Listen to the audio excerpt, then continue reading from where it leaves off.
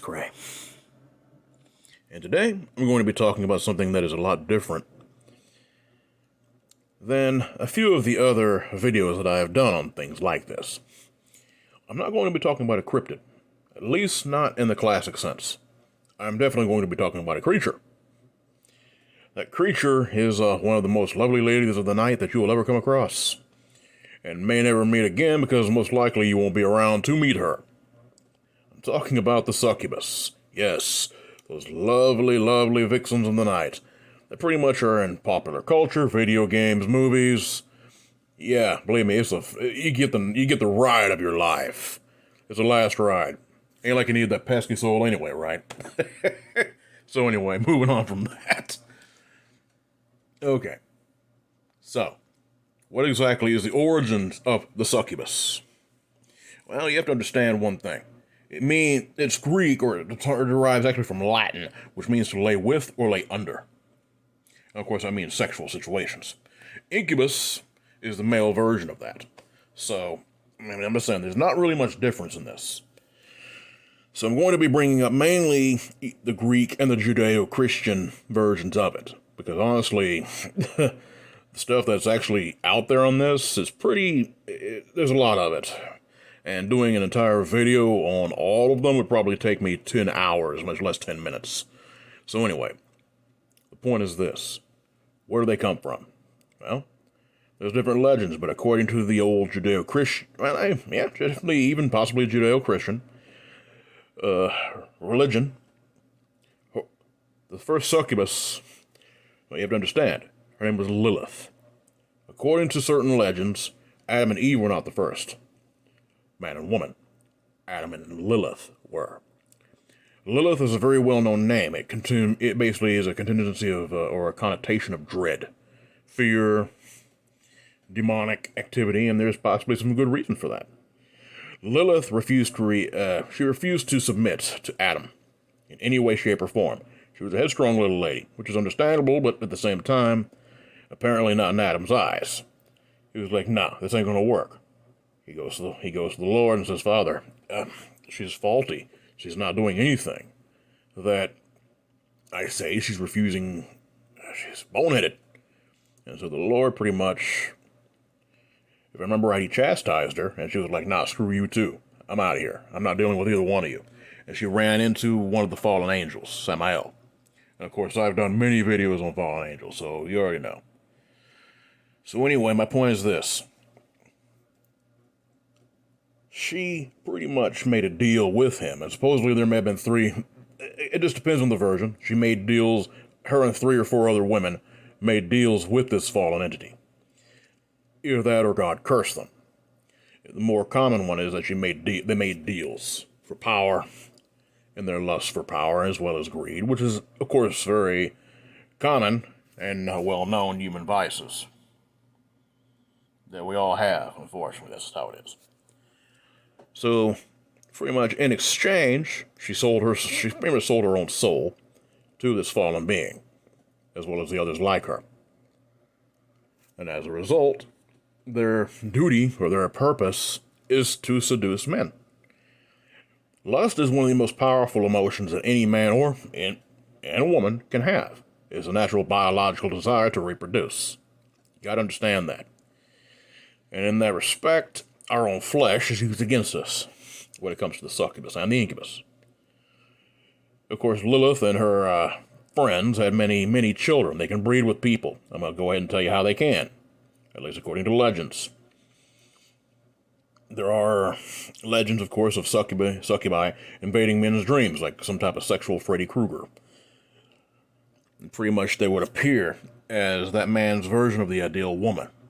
They seduce him. They pretty much rape him in his sleep, or, like I said, seduce him. And pretty much they would take his seed into their bodies and gestate it for basically any type of period of time they desired. And then they would pretty much give birth to hellspawn. Deformed creatures called cambions, in many cases.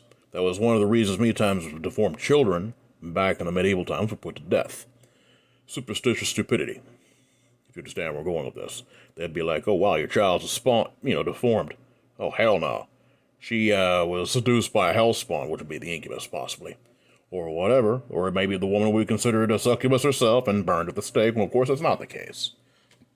But moving on from such unpleasantries, I'm trying to get you to understand kind of just the damage these things could do. I mean, whether they exist or not. According to, people's mindsets. So anyway, there are stories of these creatures actually being able to change their gender. Pretty much they'd have that seed gestating in them, and they'd change it to an incubus. And they would either seduce a woman or rape her, or worse. You'll get much worse than that. But they would do this, and they would impregnate the woman with, of course, that demon seed. It's really screwed up, to say the least. These things, I mean, don't get me wrong, I love games, you guys already know, I love horror and pretty much anything about it. But at the same time, you have to understand, there is always a fact behind a fiction, is my point. That's why it's... The entire subject is something I definitely enjoy talking about, but I'm not too glib on this.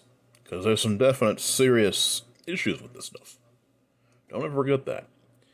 So anyway, I'll get to the point. What do these things look like? Well, that is a very good question. What don't they look like? You have to understand that. These creatures supposedly are masters of illusion. These entities can appear as the ideal woman or man in the individual, their prey's eyes, so to speak. And because of this, it's really hard to say. If you're like a 6-foot blonde, you're going to see a 6-foot blonde. That's my point. But a lot of that is illusion. They're not necessarily hideous, at least according to popular culture. You might see a very attractive woman with maybe a weird skin tone, maybe dark red, for example. Massive wings, long tail, horns, claws, fangs. I mean, if you played any D&D game or played any video games or even, seen any movies, you kind of get where I'm going with this. They are very sensual and terrifying creatures, to say the least.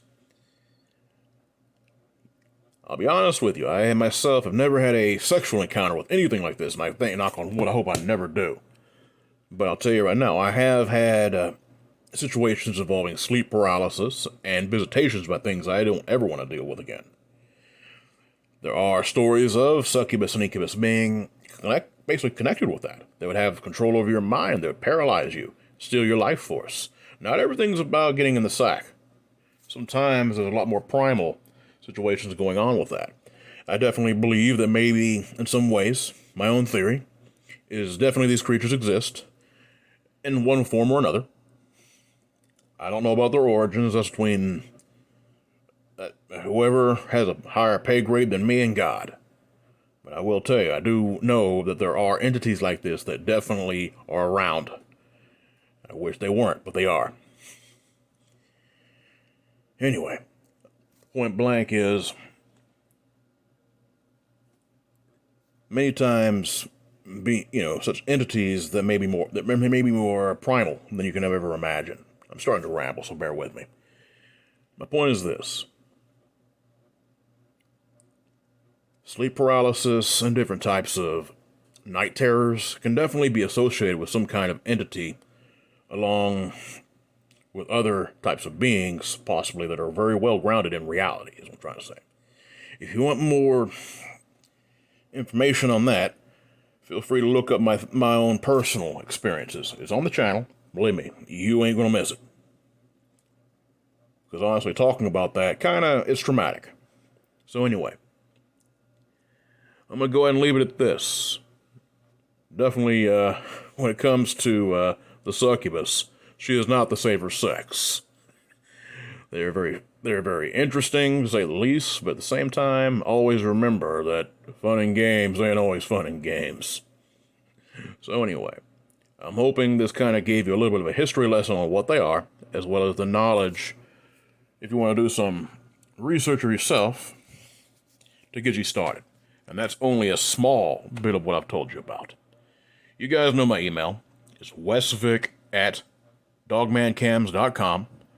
I am the producer for the Dogman Cam Show, hosted by John Bell, as well as the Chasing the Truth radio show, which is hosted by Sean Graham. Dogman Cams does cryptids for the most part.